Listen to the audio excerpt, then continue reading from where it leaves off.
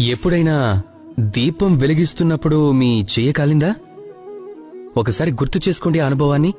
ఇప్పుడు కూడా ఆ బాధ మీ మనసులో కెరటంలా కమ్మేస్తుంది. ఎప్పుడైనా నడుస్తున్నప్పుడు కాల్లో ముళ్ళు దిగితే గుర్తు చేసుకోండి, ఇప్పుడు కూడా ఆ బాధ మిమ్మల్ని కెరటంలా కమ్మేస్తూ ఉంటుంది. అలా ఎందుకు కమ్ముతుంది? బాధ కలిగింది అప్పుడు మాత్రమే కదా. కానీ ఎప్పుడు గుర్తు చేసుకున్న బాధ మీ మనసును ఇప్పుడు కూడా కలవరపరుస్తుంది. ఎందుకని? అలా ఎందుకు జరుగుతుంది?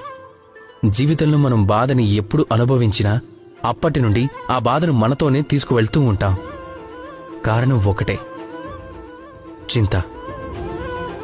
ఎంత బాధనైనా చింత కలిగించినంత కష్టాన్ని, వేదనని ఇంకేదీ కలిగించలేదు.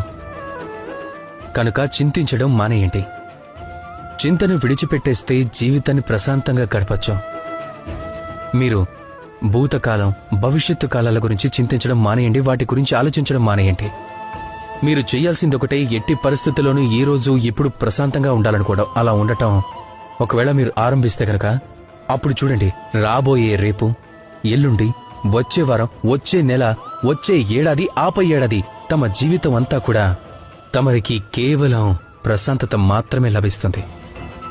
అందుకే చింతించడం అని ప్రశాంతంగా ఉండండి. రాధాకృష్ణ.